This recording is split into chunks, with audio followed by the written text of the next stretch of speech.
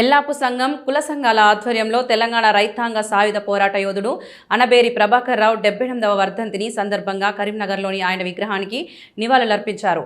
ఈ సందర్భంగా సంఘ నాయకులు మాట్లాడుతూ అనబేరి ప్రభాకర్ రావు చేసిన సేవలు, త్యాగాలను స్మరించుకున్నారు.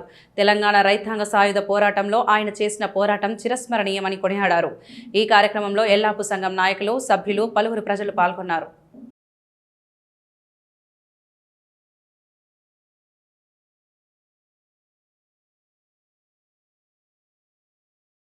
ఈరోజు 78వ వర్ధంతి సందర్భంగా మన కుల బాంధవులందరూ ఏకమై నివాళులు అర్పించడం జరిగింది.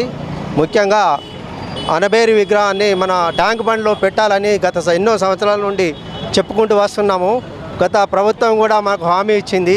ఇప్పుడు కూడా ఈ ప్రభుత్వం కూడా మన ఇక్కడ ఉన్న మంత్రి గారు మరియు శ్రీధర్ బాబు గారు, పొన్నం ప్రభాకర్ గారు వీళ్ళ ఆధ్వర్యంలో మాకు ట్యాంక్ బండ్పై విగ్రహం పెట్టి వీరి యొక్క స్వతంత్ర పోరాట యోధుల్ని గుర్తింపుగా ఆడ పెట్టాలని మా మొదటి నుండి ఆకాంక్ష.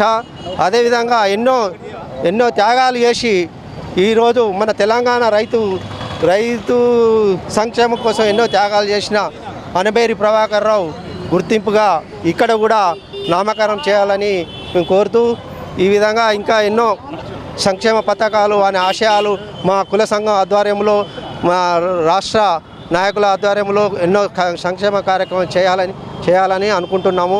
అదేవిధంగా ఇక్కడ విచ్చేసిన మా అర్బన్ యూనిట్ మురారన్న గారికి మరియు ఉమ్మడి జిల్లా అధ్యక్షులు సాయి నరసింహరావుకి